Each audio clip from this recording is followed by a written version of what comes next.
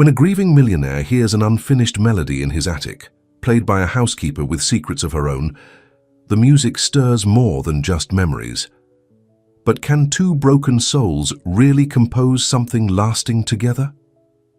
Before we get into the story, comment below where in the world you are watching from today. Camille Ross pulled her old station wagon into the long, winding driveway of the Dane estate. The morning sun glinted off the windows of the massive countryside home, making her squint as she parked in her usual spot behind the gardens.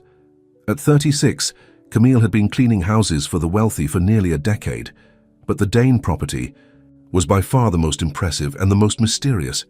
"Another day, another dollar," she muttered to herself as she grabbed her cleaning supplies from the trunk. Martha, the head housekeeper, was waiting at the service entrance, checking her watch with a frown. "You're cutting it close, Camille. Mr. Dane is particular about schedules." Traffic was backed up on the highway, Camille explained, tucking a loose strand of her chestnut hair behind her ear. "Has anyone ever actually seen Mr. Dane? 3 months I've been working here and not even a glimpse." Martha lowered her voice. "That's how he wants it. He values his privacy. And remember, the main level is your responsibility, nothing else, especially not the attic." "The forbidden zone," Camille joked. Martha didn't smile. "Just do your job and don't ask questions. That's why you're still here when the last 3 cleaners were let go." Camille nodded and headed inside. The house was beautiful, all hardwood floors, crystal chandeliers, and expensive furniture, but it felt empty, not just unoccupied, but devoid of life. No family photos, no personal touches. It was like cleaning a museum display rather than a home. As she dusted the living room shelves, Camille hummed softly to herself, a habit her mother had passed down to her. Before bills and heartbreak had taken over her life, music had been Camille's passion. She'd played piano since she was 5, following in her mother's footsteps. But when her mother died 3 years ago after a long illness, leaving Camille with medical debts and a broken heart, the music had stopped. "Excuse me, Ms. Ross?" Camille turned to see George, the groundskeeper, standing in the doorway. "Sorry to interrupt," he said, "but there's a storm headed our way. Martha says we're all leaving early today, Mr. Dane's orders. He doesn't want anyone stranded here overnight." Camille glanced out the window. Dark clouds were already gathering on the horizon. "I haven't finished the library yet. Leave it for tomorrow. Everyone needs to be out in 30 minutes. Camille rushed to finish what she could, but as she was putting away her supplies, she noticed a water stain on the ceiling near the grand staircase. That hadn't been there yesterday. She looked around. The house was eerily quiet. The other staff had already left. She should leave too, but that water stain bothered her. If there was a leak and it damaged anything expensive, she'd probably be blamed. "I'll just take a quick look," she told herself, climbing the stairs to the 2nd floor. The water stain seemed to be coming from somewhere above, possibly the attic. The 3rd floor hallway was dimly lit and clearly unused. At the end was a narrow staircase leading up to a door, the attic, she assumed. Against her better judgment, Camille climbed the stairs and tested the handle. To her surprise, it wasn't locked. The attic was vast and filled with dust motes dancing in the beams of light that filtered through small windows. Old furniture covered with sheets created ghostly shapes in the shadows. But what caught Camille's eye was in the center of the room, a large object covered with a faded sheet. She approached it slowly, pulled by curiosity. When she carefully lifted the corner of the sheet, her breath caught in her throat. A grand piano, beautiful despite the layer of dust covering its gleaming black surface. Without thinking, Camille pulled the sheet off completely and sat on the bench. Her fingers hovered over the keys as memories flooded back, her mother guiding her small hands over the piano, teaching her a simple melody as they sat side by side. "Just a few notes," she whispered to herself. "No one will know." She pressed down gently, wincing at how out of tune the piano was. But still, the notes rang out in the silent attic. Slowly, her fingers remembered the melody her mother used to hum while folding laundry. Something soft, slightly melancholy and unfinished, just like the memory itself. Lost in the moment, Camille didn't hear the footsteps on the stairs. She didn't notice the door opening wider. She was only aware of the music, simple, aching, alive. When she finally stopped playing, the silence seemed heavier than before. That's when she felt it, the presence of someone watching. She turned sharply toward the door, but there was no one there, just an empty doorway and the faint sound of retreating footsteps. Her heart pounding, Camille quickly covered the piano again and hurried downstairs. The storm was picking up outside, rain beginning to lash against the windows. She gathered her things and rushed to her car, wondering if she'd just imagined someone watching her. As she drove away, she couldn't shake the feeling that something had changed, something important. What Camille didn't know was that Grayson Dane, the reclusive owner of the house, had been standing in that doorway. And for the first time in 3 years, he'd felt something other than emptiness. Grayson Dane stood at his office window, watching the storm rage outside. At 42, he was at the height of his career, CEO of Dane Designs, a luxury empire. That had made him a fortune. But success had never felt so hollow. 3 years ago, his younger brother Michael had died in a car accident. They'd argued that morning, a stupid fight about the business, and Grayson had never gotten to apologize. The guilt and grief had changed him. He'd retreated from public life, buried himself in work, and eventually moved to this isolated estate where no one could see what he'd become. A ghost living in a mausoleum of memories. The melody he'd heard in the attic earlier that day still echoed in his mind. It had been Michael's piano once. Grayson had covered it and forbidden anyone to touch it after the funeral. Yet hearing those hesitant notes had stirred something in him. A crack in the ice he'd built around himself. "Who is she?" he asked without turning around. His assistant, David, cleared his throat. "Camille Ross. Been with the cleaning service for 3 months. Excellent references. No issues until today when she went where she shouldn't have." "Fire her, if that's what you want, sir." Grayson was silent for a long moment. "No," he finally said. "Not yet." David seemed surprised but nodded. "As you wish. The revised contracts for the Milan project need your signature before tomorrow." Grayson turned back to his desk, burying himself in work until dawn, trying to forget the sound of that unfinished melody and the strange feeling it had awakened in him. The next morning, Camille arrived at work early, determined to make up for leaving things unfinished the day before. She was also nervous. Had someone seen her in the attic? Would today be her last day? Martha met her with the usual list of tasks. "Library first today. You'll need to give it extra attention since you missed it yesterday." No mention of the attic. Camille breathed a sigh of relief. The morning passed uneventfully. Camille was dusting the bookshelves in the library when she felt that same sensation, someone watching. She turned to find a tall man standing in the doorway. He was striking rather than handsome, lean with sharp features and intense grey eyes. That seemed to cut right through her. His dark hair was streaked with silver at the temples, and he wore an expensive-looking suit that did nothing to hide the tension in his shoulders. Something about him seemed vaguely familiar, though Camille was certain they'd never met. "Mr. Dane," she gasped, immediately lowering her eyes. "So this was the mysterious owner of the house. You were in the attic yesterday," he said. His voice was deep but quiet, as if he didn't use it often. There was no point denying it. "Yes, sir. I saw a water stain on the ceiling and went to check for leaks. I'm sorry for overstepping. And the piano." Camille's cheeks burned with embarrassment. "That was inexcusable. I understand if you want me to leave." Grayson studied her for a long moment. "What was that song?" The question caught her off guard. "Just something my mother used to hum while doing housework. It's not really a full song, just a melody. It sounded unfinished." "It is. My mother never wrote down the ending. She always said the best melodies don't have endings, just pauses." Something flashed in his eyes, recognition perhaps, or pain. "Finish your work here," he said abruptly, then turned and left. Camille stood frozen, her heart racing. She hadn't been fired on the spot, which was surprising enough.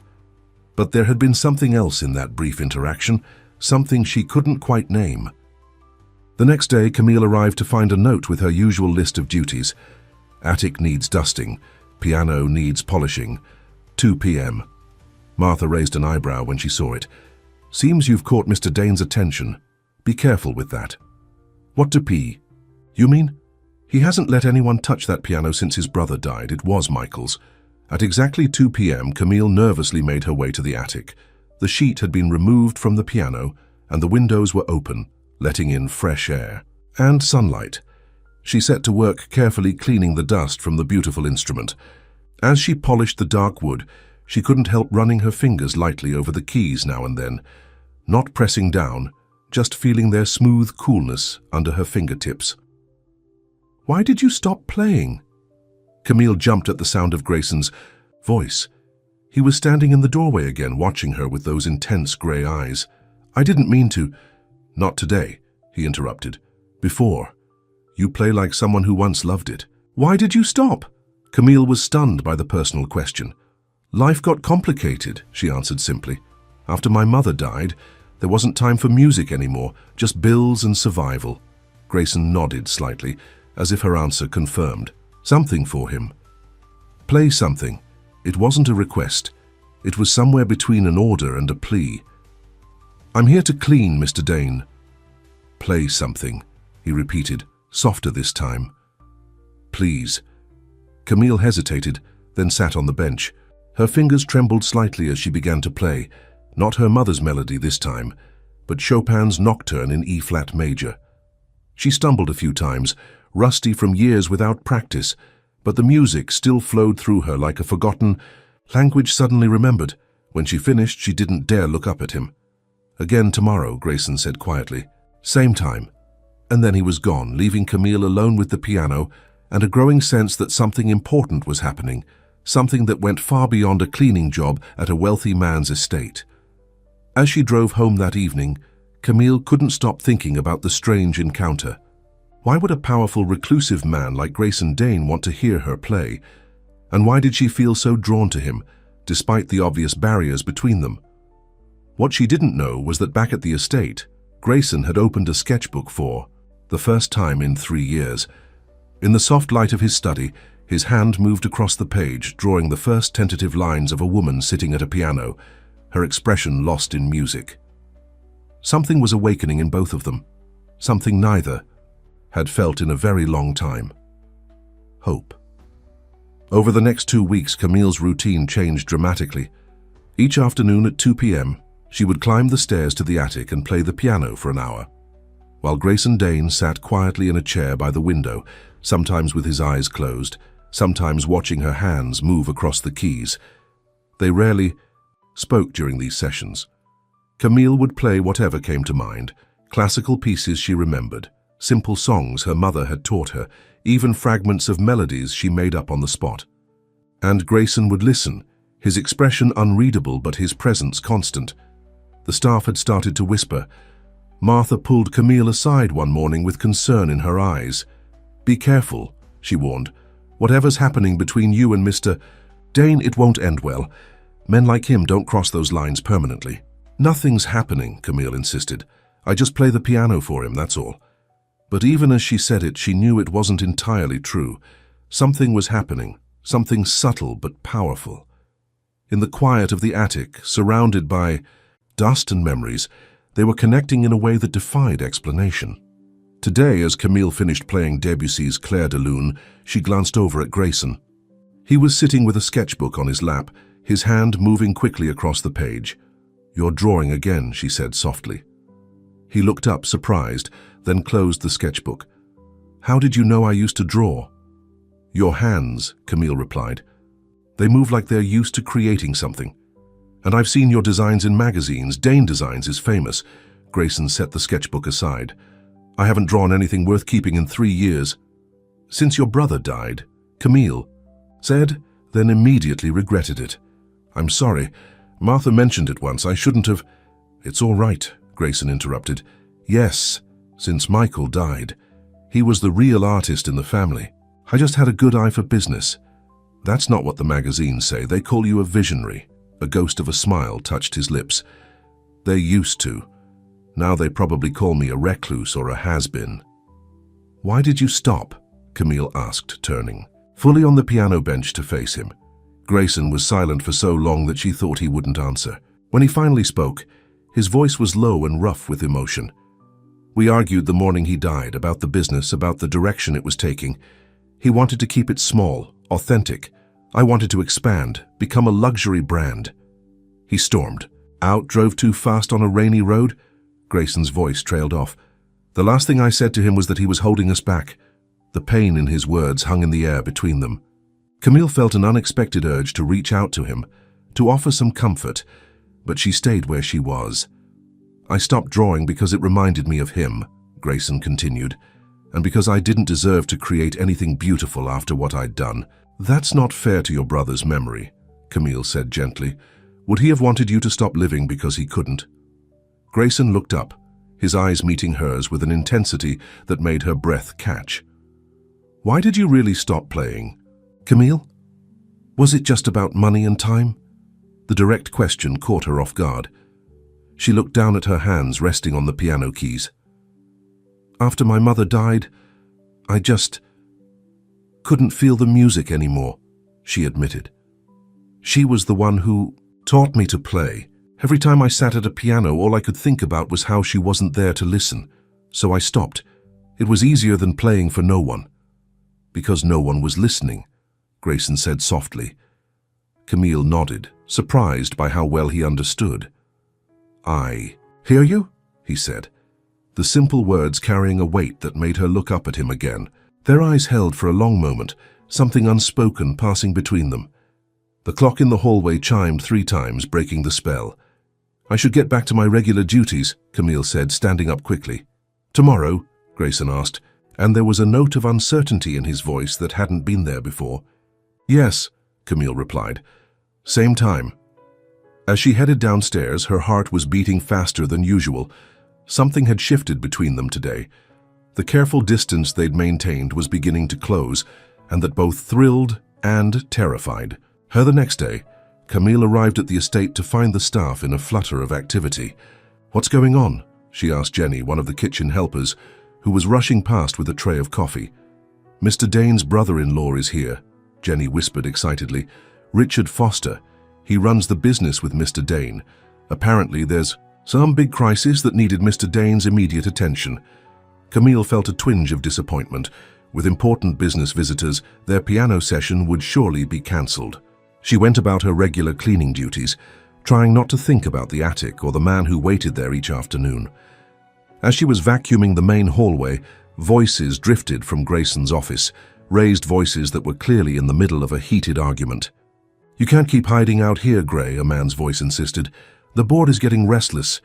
Competitors are circling. We need you back in New York. The company is doing fine without me there, Grayson replied, his voice cooler than the other. Man's.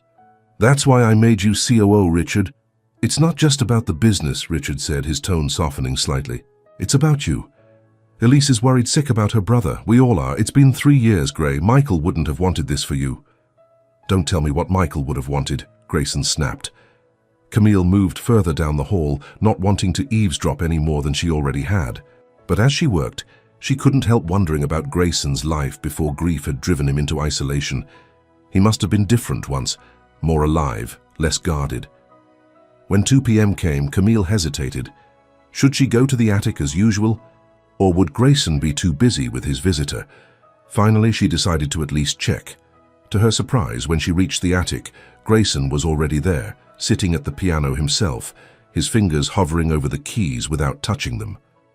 I wasn't sure you'd come, he said without looking up. I wasn't sure you'd be here, she replied, staying by the door. Your brother-in-law, Richard, has gone back to New York, Grayson interrupted. With nothing resolved as usual, Camille approached the piano slowly. He seems concerned about you. He's concerned about the business, Grayson corrected her. And my sister sent him to check that I hadn't completely lost my mind. He finally looked up at her. Maybe I have. Why would you think that? He gestured vaguely around the attic. Sitting up here every day, listening to a housekeeper play my dead brother's piano instead of running my company. Sounds pretty crazy. When you say it out loud, the words stung, even though Camille knew they weren't meant to hurt her. It was the first time Grayson had directly acknowledged the strangeness of their situation, the impropriety of it even. I can stop coming if it's a problem, she said stiffly. Grayson stood up abruptly, running a hand through his hair in frustration. "That's not what I meant. I'm not good at this, Camille. At talking, at explaining myself." "You don't have to explain anything to me, Mr. Dane. I work for you. If you want me to play the piano, I'll play it. If you don't, I won't." "Grayson," he said, his eyes meeting hers. "Please call me Grayson, at least up here." The request surprised her. It crossed another line in their undefined relationship. "I'm not crazy," he continued softly. "These hours listening to you play, they're the first time I've felt anything real since Michael died. The first time I've wanted to draw, to create. The first time I've felt alive." Camille didn't know how to respond to such raw honesty. Part of her wanted to run from the intensity of his gaze, from the weight of meaning in his words. But another part, a stronger part, wanted to stay. "Play with me," Grayson said suddenly, gesturing to the piano. "I'm rusty, but Michael made sure I learned the basics when we were kids." Hesitantly, Camille sat beside him on the bench. The proximity was new. She could feel the warmth of him next to her, smell the subtle scent of his cologne. "Do you know Heart and Soul?" she asked, placing her hands on the right side of the keyboard. "It's simple, good for beginners." Grayson nodded, positioning his hands on the left side. Together they began to play the simple duet, Camille guiding him gently when he stumbled over the notes. Their shoulders touched occasionally as they moved with the music, and each contact sent a strange flutter through her chest. When they finished, neither of them moved away immediately. The silence between them felt charged with possibility. "Thank you," Grayson said quietly. "For playing with you. For bringing music back into this house," he replied. "For reminding me that beauty still exists." Impulsively, Camille reached over and placed her hand on his where it rested on the piano keys. "It never left. You just stopped looking for it." For a breathless moment, they sat there, her hand on his, both of them afraid to move. Then Grayson turned his hand slowly, his fingers intertwining with hers. It wasn't a passionate gesture, more like two people steadying each other on uncertain ground. The clock chimed 3 times, but neither of them moved. "I should go," Camille finally whispered. "Stay," Grayson said, the word somewhere between a command and a plea. "Just a little longer." And so she did. While outside the attic window, the late afternoon sun cast long shadows across the estate grounds, and downstairs, the staff continued to whisper about the strange bond forming between the reclusive millionaire and the housekeeper who had somehow awakened something in him that everyone else had thought was lost forever. Martha was waiting for Camille the next morning, her expression grave. "The agency called," she said without preamble. "They've received a complaint about you." Camille's stomach dropped. "From Mr. Dane?" "No." Martha shook her head. "Anonymous, claiming you're behaving inappropriately with the client, taking advantage of a vulnerable man." "That's ridiculous," Camille protested. "I've done nothing wrong." "Perception matters in this business," Martha said. "The agency is sending someone to speak with Mr. Dane today. They're concerned about liability." Camille felt sick. She knew how this would look, a housekeeper spending private time with her wealthy employer. No one would believe nothing inappropriate had happened. "Maybe it's for the best," she said quietly. "I can find another job." Martha's expression softened slightly. "For what it's worth, I don't think you've done anything wrong. But I've worked for rich families for 30 years, Camille. There's always a line that doesn't get crossed, and if it does," she shrugged, "the person on your side of that line is the one who pays the price." All morning, Camille went through her duties mechanically, dreading the moment when she would be called into Grayson's office and dismissed. By noon, she had decided that the best thing would be to leave on her own terms before she could be fired. She wrote a short note explaining her decision and left it on the piano in the attic. It was better this way, she told herself. Whatever had been developing between them could never have lasted. Martha was right. People like Grayson Dane didn't cross those lines permanently.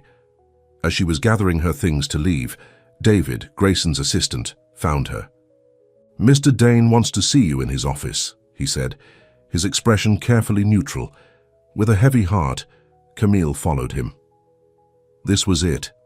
The end of whatever strange dream she'd been living in for the past few weeks.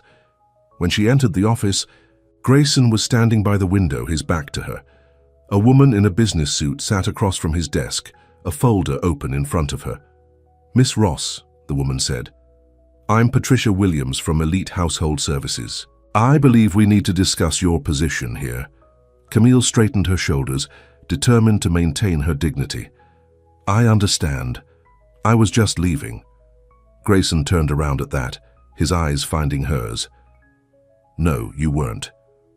The certainty in his voice surprised her.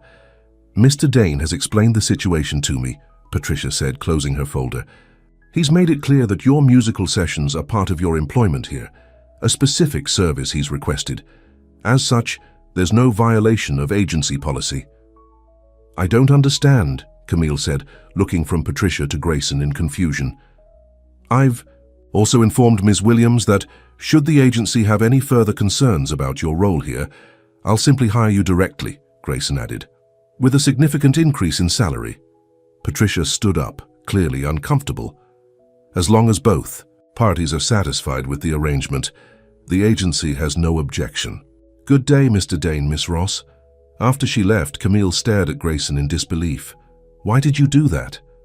"Because I read your note," he replied, taking a folded piece of paper from his pocket, the goodbye she'd left in the attic. "And I'm not ready for you to leave." "This can't work," Camille said, though her heart was racing at his words. "You know it can't. We're from different worlds, Grayson." "Maybe that's exactly why it can work," he said, taking a step toward her. "You see me, Camille. Not the CEO, not the recluse, not the grieving brother, just me." The intensity in his eyes made her breath catch. She wanted desperately to believe him, but fear held her back.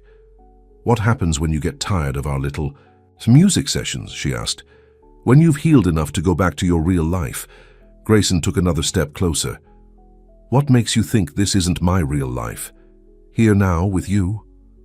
And for the first time since she'd known him, Camille saw something like hope in his eyes, a flicker of the man he might have been before grief had hollowed him out. "Stay," he said softly. "Please." Outside the office window, clouds gathered on the horizon, promising another storm. But inside, in the space between them, something else was gathering, something fragile but powerful, something that felt a lot like a beginning. A month passed, and summer faded into early autumn. The trees surrounding the Dane estate began to show hints of gold and crimson. Inside, the atmosphere had changed too. The house felt less like a museum and more like a home, filled with music that drifted down from the attic each afternoon. Camille had stayed, despite her misgivings. Her role had evolved into something difficult to define, part housekeeper, part pianist, part something else she wasn't ready to name. The staff had grown accustomed to her special status, though Martha still watched her with concerned eyes. Today, as Camille played Beethoven's Moonlight Sonata, she noticed Grayson was more distracted than usual. He sat by the window, sketchbook open, but his pencil wasn't moving. "Is everything all right?" she asked, her fingers stilling on the keys. Grayson looked up, as if startled from deep thought. "I have to go to New York tomorrow, board meeting. Can't put it off any longer." "Oh?" Camille tried to hide her disappointment. "How long will you be gone?" 3 days, maybe 4. He closed his sketchbook. Would you consider coming with me?" The question hung in the air between them, weighted with implications. This wasn't about playing the piano anymore. This was about crossing another line. "As what?" Camille asked quietly. Grayson ran a hand through his hair, a gesture she'd come to recognize as a sign of his discomfort. "I don't know. As yourself. As the person who makes me feel like I can face that boardroom again. I can't just leave my responsibilities here," she said, though her heart was racing at the thought. "Martha can manage without you for a few days. I'll double her pay." "That's not the point, Grayson." Camille stood up from the piano bench. "What you're asking, it changes things." He stood too, moving toward her with an intensity in his eyes that both thrilled and frightened her. "Things have already changed, Camille. You know that as well as I do." She did know. Every day the careful boundaries between them had blurred a little more. Their shared music had become a language, a way of speaking without words about things. Neither of them was ready to say aloud, I can't go to New York with you, she said finally. Not like this, not without knowing what this is. This? Grayson gestured between them. I don't have a name for it either. I just know that when I'm with you, I remember who I used to be, who I could be again. That's not enough, Camille replied, her voice gentle but firm. I've spent 3 years rebuilding my life after losing my mother. I can't risk everything for something that might just be healing for you. Pain flashed across Grayson's face. Is that what you think this is? Therapy? I don't know what this is, she admitted. That's the problem. The clock chimed 3 times, but unlike their usual sessions, the sound felt like an ending rather than just a pause. I should go, Camille said, moving toward the door. Grayson didn't try to stop her. I'll be back on Friday, he said as she reached the doorway. The piano will be waiting. She glanced back at him, standing alone by the window with the late afternoon sun casting shadows across his face. So will I, she promised softly. The house felt empty without Grayson. Camille went about her duties mechanically, finding herself glancing at the clock as 2 p.m. approached each day, even though she knew the attic would be silent. On Thursday afternoon, as she was dusting the library, David appeared in the doorway. Package for you, he said, holding out a small, carefully wrapped box. Mr. Dane arranged for it to be delivered today. Curious, Camille opened it to find a slim cell phone inside with a note. In case you change your mind. Call and I'll send the car. G. The gesture touched her deeply. He wasn't pushing, just offering a possibility. Later that night, in her small apartment across town, Camille sat at her kitchen table staring at the phone. Should she call? Part of her wanted to. The part that had been waking up again since she'd met Grayson. The part that remembered what it felt like to want something beyond just getting through each day. But another part, the cautious part that had protected her through years of disappointment, held her back. Wealthy men didn't fall in love with housekeepers, except in fairy tales and romance novels. And Camille had stopped believing in those long ago. She was still debating with herself when the phone rang in her hand, startling her. Grayson's name flashed on the screen. Hello? She answered, her voice shakier than she intended. I'm sorry if I woke you, Grayson said. I just wanted to hear your voice. The simple honesty of his words made her throat tight with emotion. You didn't wake me. I was thinking about you, actually. Good thoughts, I hope. Confused thoughts, she admitted. This is all so unexpected. For me too, Grayson said. I didn't plan any of this, Camille. When I hired a new housekeeper, I wasn't looking for... He paused. For whatever this has become. In the background, she could hear the sounds of New York traffic. She imagined him standing at a hotel window, looking out at the city lights. How is the board meeting? She asked, changing the subject to safer ground. Contentious. She could hear the tension in his voice. They want me to sell the company, take the money and walk away. Is that what you want? A month ago I might have said yes, Grayson replied, but now I'm not so sure. There was a time when I loved building this business, when it wasn't just about the money. What changed? Me, he said simply. After Michael died, I couldn't see the point anymore, but lately I've been remembering. They talked for nearly an hour, about his meetings, about the estate, about nothing and everything. It was easier somehow with the distance between them to speak openly. Play something for me, Grayson said eventually. Before I let you go. I don't have a piano here, Camille replied, looking around her modest apartment. Sing then, he suggested. I've never heard you sing. I'm not very good, she protested, embarrassed. Please, he said. And there was that note in his voice again, the one she couldn't refuse.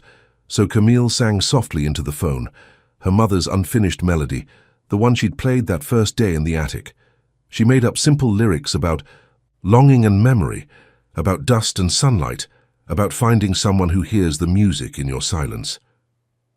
When she finished, Grayson was quiet for so long that she thought the call might have dropped. Grayson, are you still there? I'm here, he said, his voice rough with emotion. That was beautiful. It's still unfinished, she said, just like before. No, he disagreed. It has an ending now. You just haven't found it yet. After they Hung up, Camille sat looking at the phone for a long time, wondering if maybe, just maybe, some fairy tales could come true after all.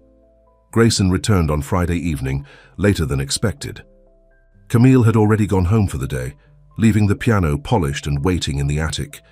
She had placed a small vase of wildflowers beside it, a welcome home gesture that she hoped wasn't too forward. At home, she kept glancing at the phone, wondering if he would call again. When it finally rang just after 9, her heart leaped. "How was your trip?" she asked by way of greeting. "Enlightening," Grayson replied. "Can you come to the house? Now?" The urgency in his voice alarmed her. "Is something wrong?"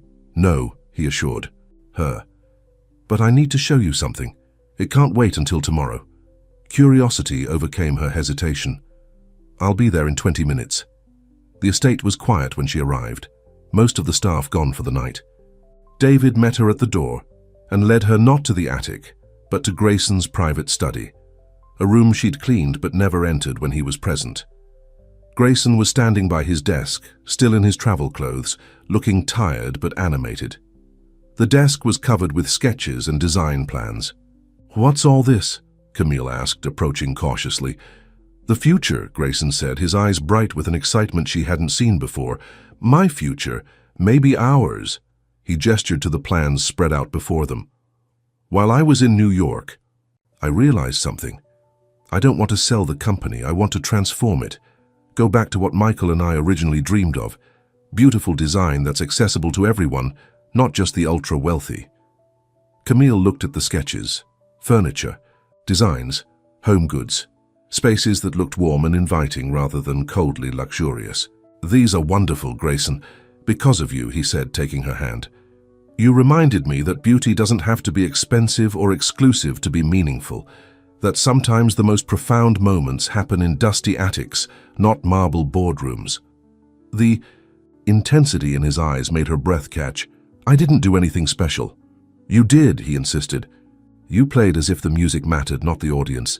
You saw value in things others had forgotten." He squeezed her hand gently. "In people others had forgotten." Camille felt tears prickling behind her eyes at his words.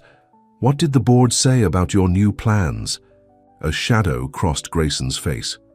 "They hate them. Think I've lost my mind. Richard is leading the opposition.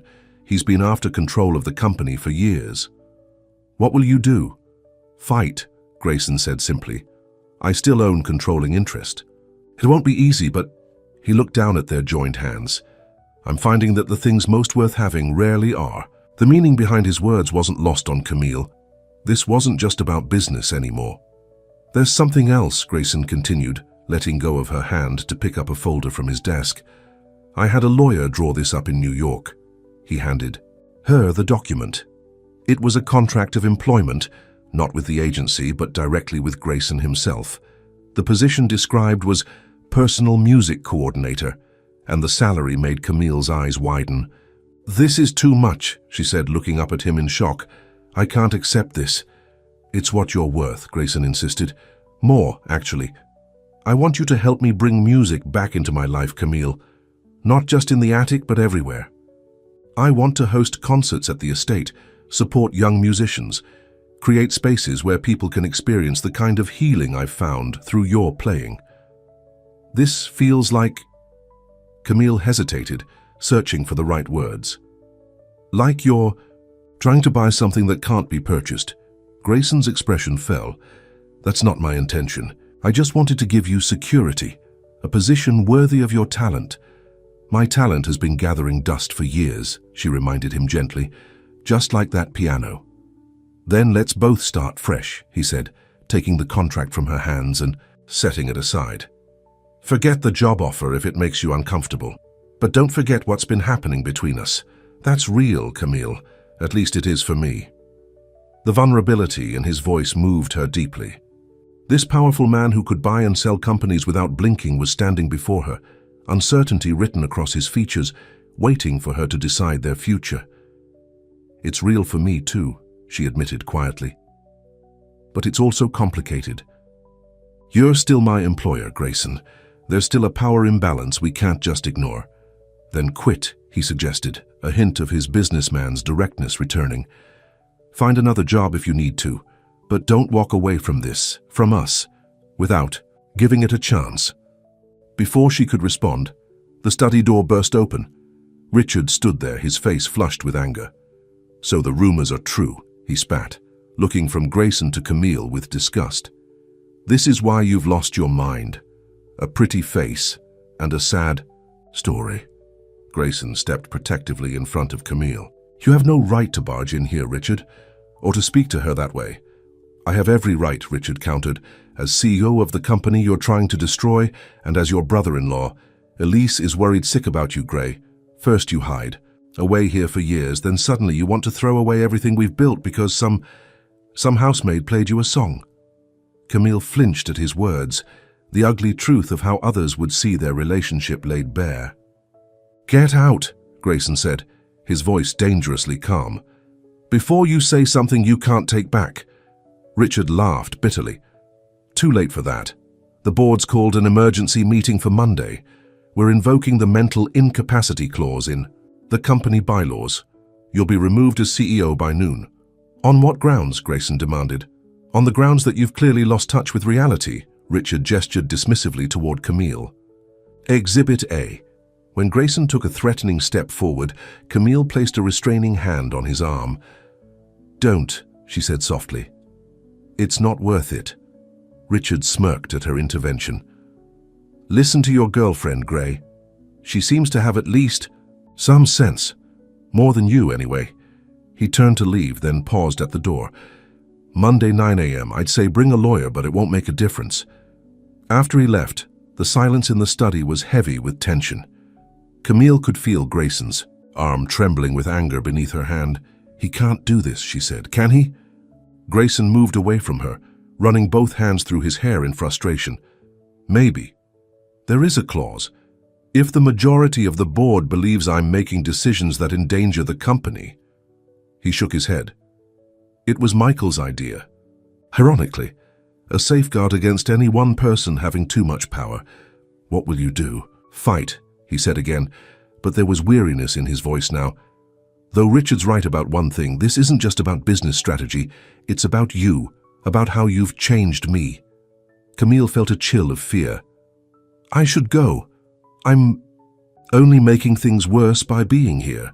"No," Grayson said firmly, moving to stand in front of her. "That's exactly what Richard wants, to make you run away, to make me doubt myself." "But what if he's right?"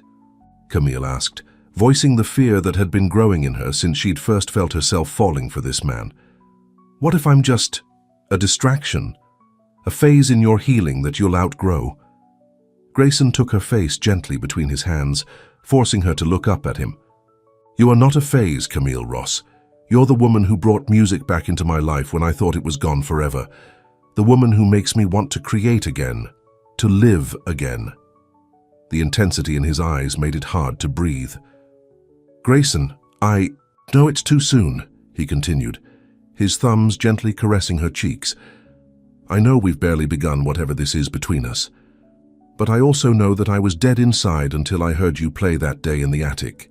And I don't want to go back to that emptiness ever." Camille closed her eyes, overwhelmed by his words and by her own conflicting emotions. Part of her wanted to pull away, to protect herself from the inevitable heartbreak that would come when he realized their worlds were too different to merge. But another part, stronger with each passing day, wanted to believe that something real and lasting could grow from these strange, beautiful moments they'd shared.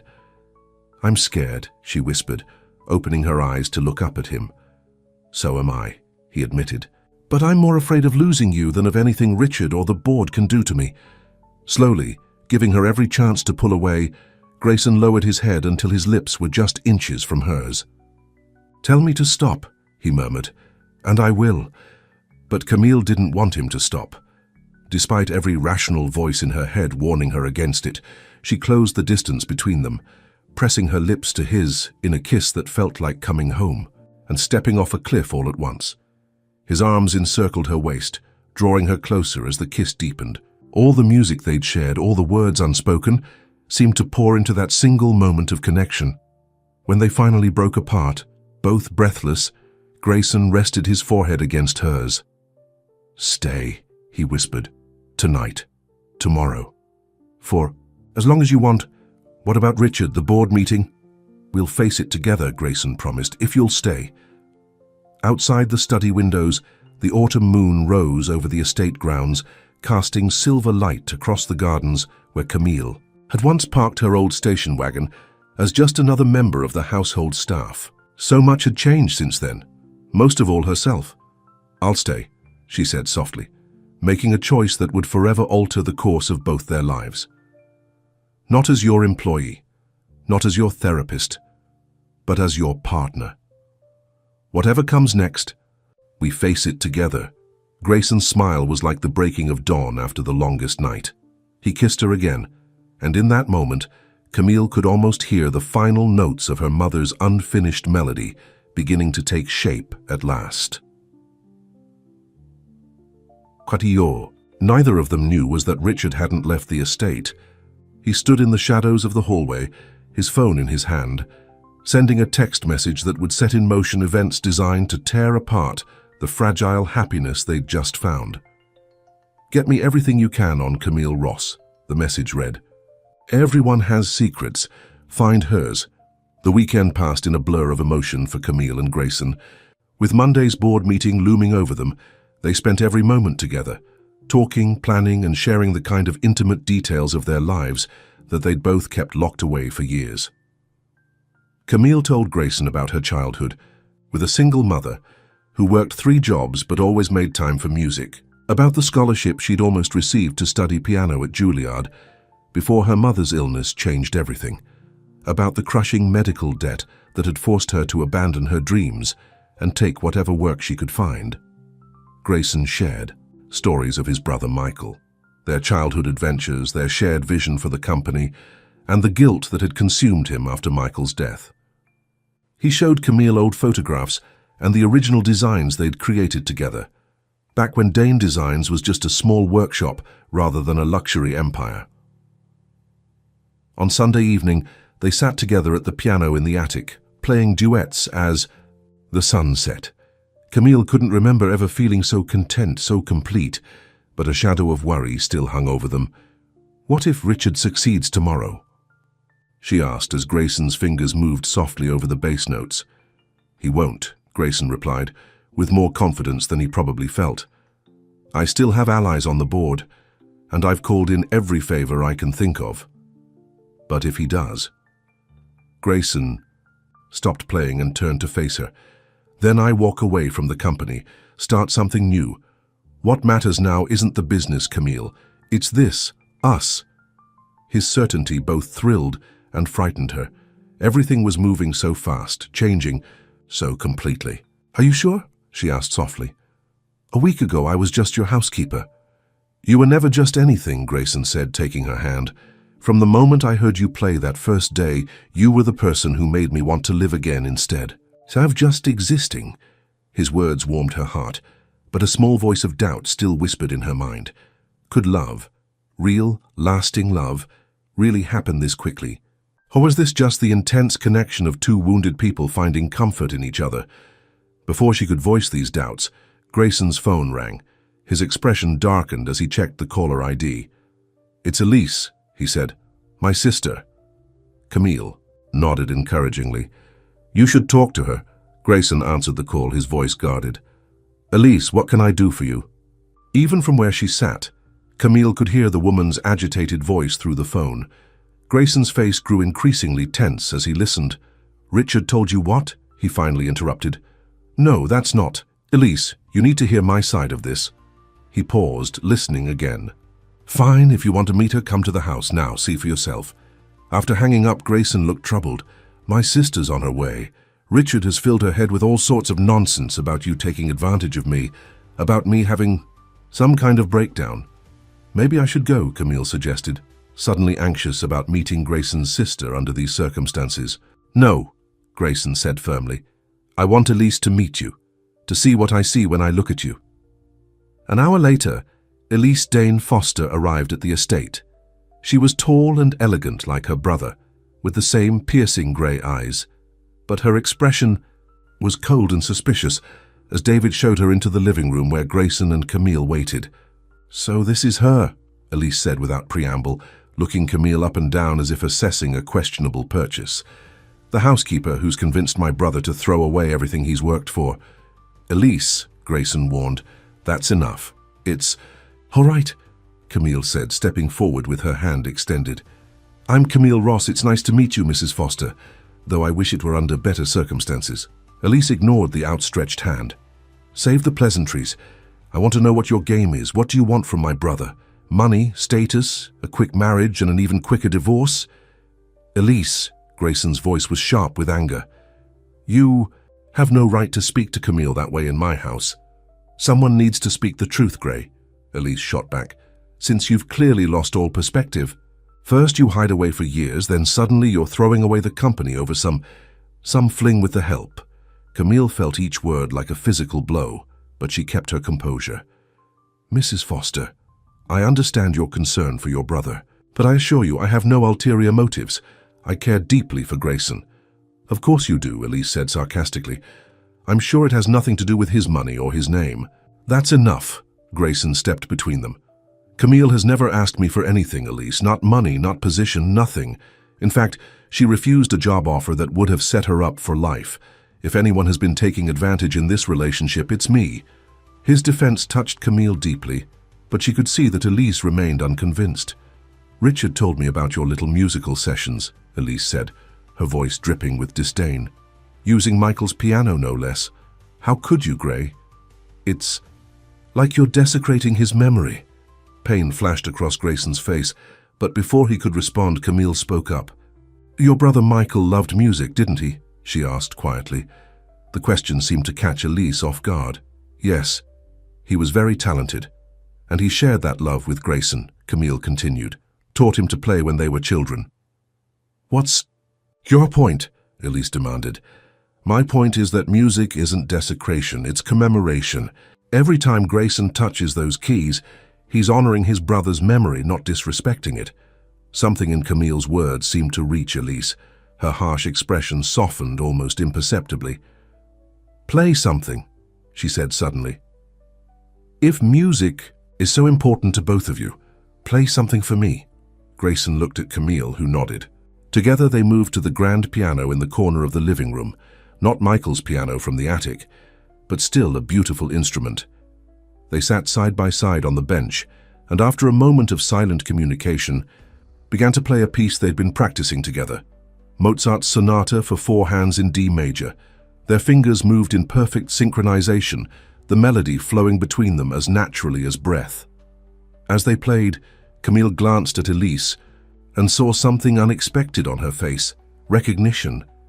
Not of the music itself, but of the connection between the players, the way they anticipated each other's movements, the way they created something beautiful together.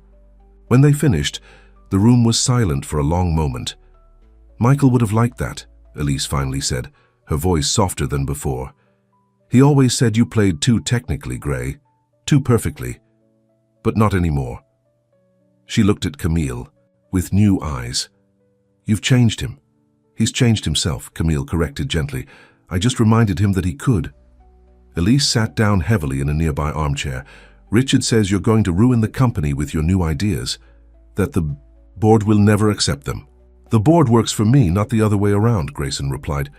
And these aren't just my ideas, Elise. They were Michael's too once.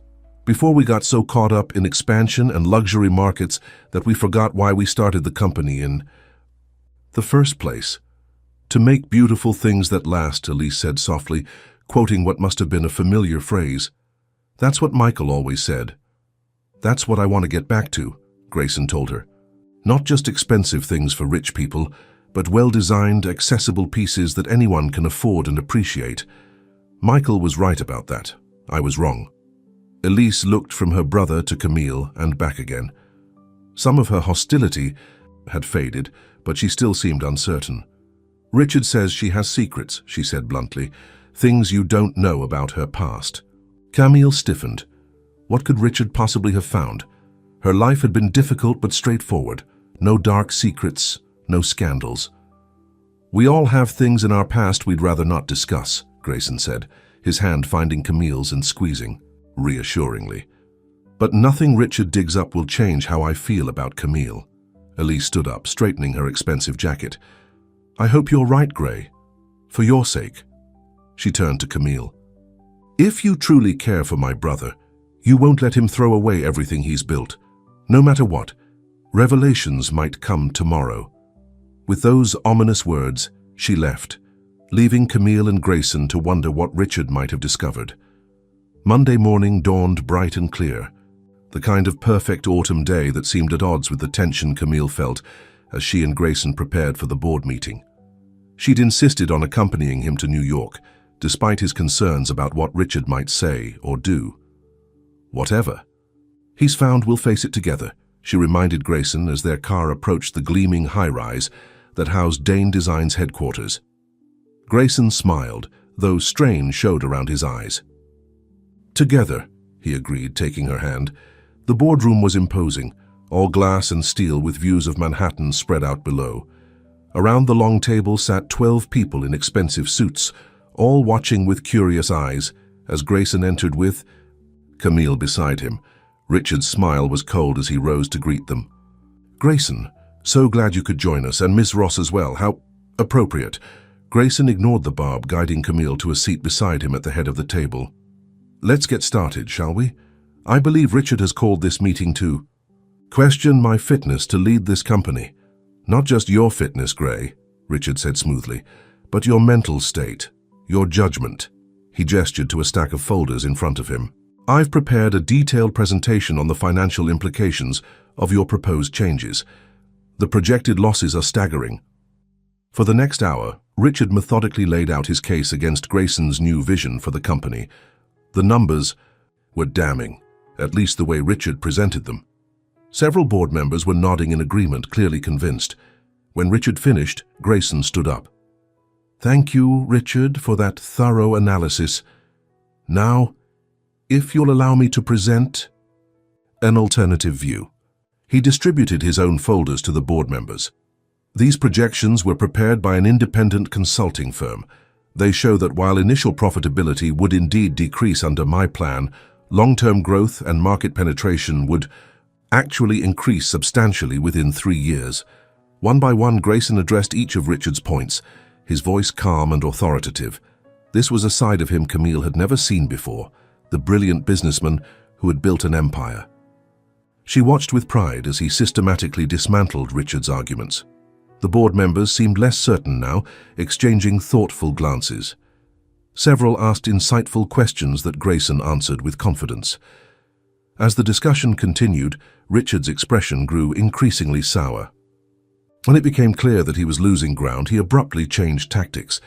This is all very interesting, he interrupted, but it doesn't address the real issue here. Grayson's judgment has been compromised by his personal situation. He turned to look directly at Camille, or should I say by Ms. Ross's influence. The room fell silent as all eyes turned to Camille. Ms. Ross is here as my guest, Grayson said firmly. Her presence is not relevant to this discussion. Oh, but it is, Richard insisted, opening another folder. The board should know exactly who has been influencing their CEO's decisions. Camille's stomach tightened with anxiety. What had Richard found? Camille Ross, Richard began, reading from a document. Former piano student at the Manhattan School of Music, dropped out in her second year to care for her ailing mother. After her mother's death, filed for bankruptcy due to medical debts. Worked a series of jobs, waitress, retail clerk, eventually housekeeping. He looked up, his expression triumphant. But here's where it gets interesting. 2 years ago, Ms. Ross was employed by the Peterson family in Greenwich. She was dismissed after Mrs. Peterson accused her of stealing a valuable diamond bracelet. Gasps and murmurs filled the room. Camille felt the blood drain from her face. That's not true, she said, her voice surprisingly steady despite her shock. I was never accused of theft. The police report says otherwise, Richard countered, sliding a document across the table. No charges were filed, but the suspicion was enough for immediate termination. Grayson picked up the report, his expression unreadable as he scanned it. Camille's heart sank. Would he believe her? Or would doubt creep in, poisoning what they'd built together? Mrs. Peterson was mistaken, Camille explained, forcing herself to stay calm. The bracelet was found a week later in her daughter's room. She'd borrowed it without permission. Convenient story, Richard sneered, but there's no record of that. Because Mrs. Peterson didn't report finding it, Camille said. She was too embarrassed, but she did write me a letter of apology, which is why I was able to get references for other positions afterward. Richard's smirk faltered slightly. He clearly hadn't expected her to have an explanation. I have a copy of that letter at home, Camille continued. But more importantly, you can call Mrs. Peterson and ask her yourself. I'm sure she'd remember the incident. Grayson, who had been silent during this exchange, finally spoke. Even if there were no letter, no explanation, it wouldn't matter. He looked around the table at the board members. We're not here to judge Ms. Ross's past. We're here to decide the future of this company. A company you're willing to risk for a woman. You barely know, Richard shot back. A woman who reminded me of what's truly important, Grayson corrected him, of what Michael and I wanted this company to be before greed and ambition got in the way. He stood up, his presence commanding the room. I'm not asking you to vote on my personal life. I'm asking you to vote on a business strategy that honors our founding principles while securing our future in a changing market. Several board members nodded in agreement. One elderly man at the far end of the table, who Camille later learned was Michael's godfather and an original investor, actually applauded. Richard, sensing the room slipping away from him, played his final card. There's more in her past. Grayson. Things you don't want aired in this room, things that would destroy your reputation and this company's if they became public. It was a bluff. Camille was certain of it. There was nothing else to find. But the naked threat, the attempt to intimidate her in front of all these people, ignited something in her that had been dormant for too long. She stood up, her eyes fixed on Richard. Mr. Foster, I came from nothing. I lost everything I loved and had to rebuild my life from scratch. There is nothing in my past that I'm ashamed of, nothing I wouldn't willingly share with Grayson or anyone else in this room. Her voice grew stronger as she continued. But I wonder, could you say the same? Are you so desperate to control this company that you'd resort to threats and fabrications? The directness of her question left Richard momentarily speechless. His eyes darted around the table, finding more hostile than sympathetic faces among the board members.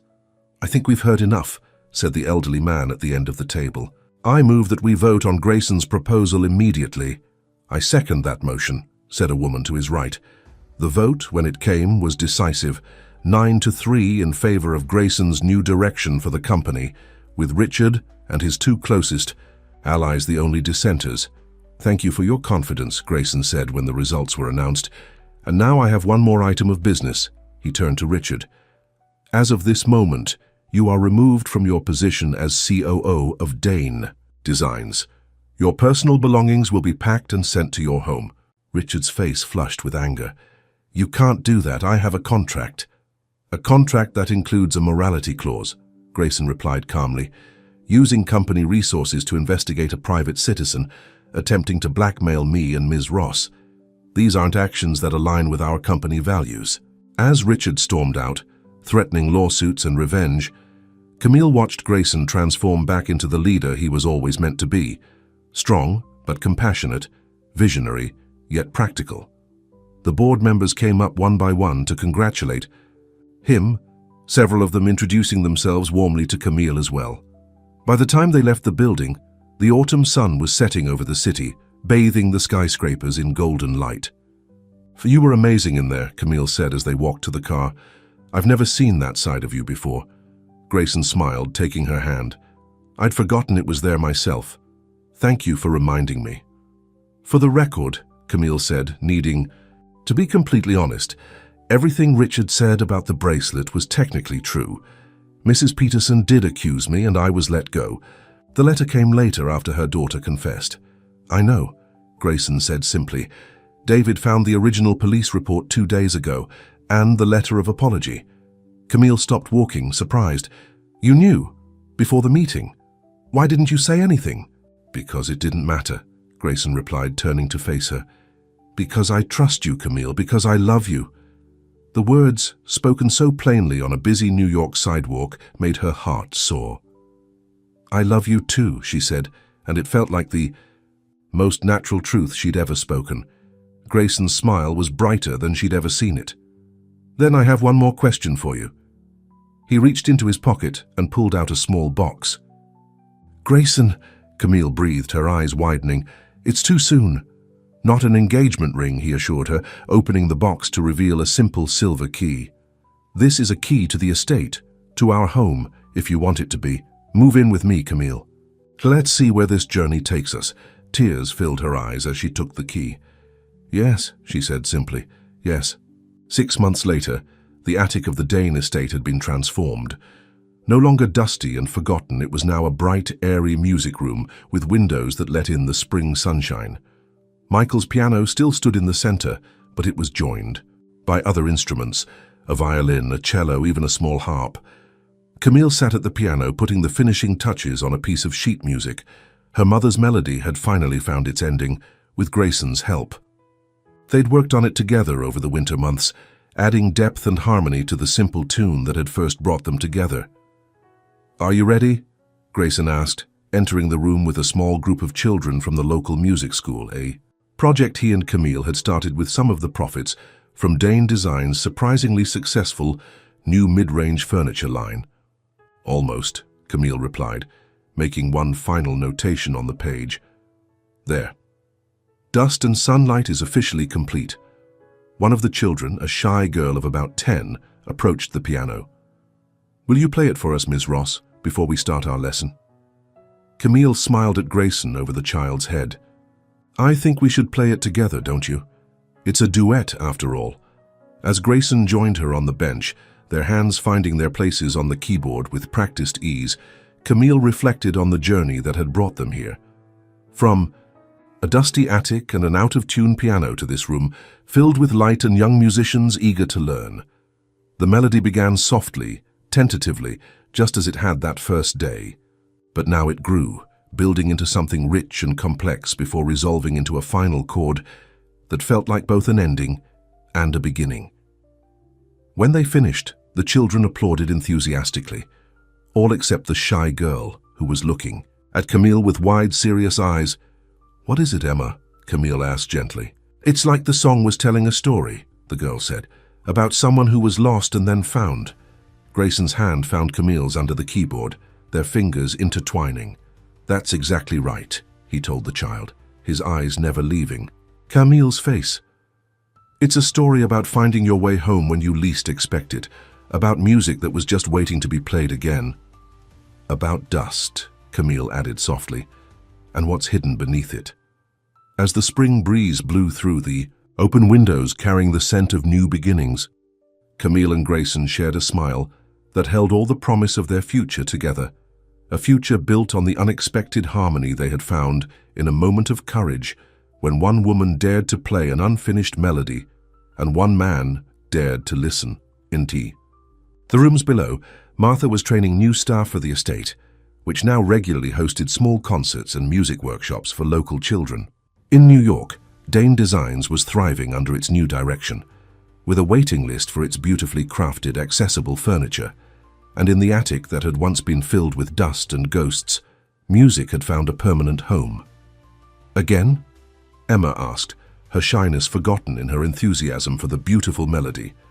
Camille nodded, her hands finding the opening notes once more. "From the beginning," she agreed, as Grayson's fingers joined hers on the keys, their music filling the room like sunlight after a long, dark winter. This time, when they reached the final chord, it resonated with absolute certainty, no longer unfinished, no longer just a fragment of memory, but a complete and perfect whole. Just like them. The end.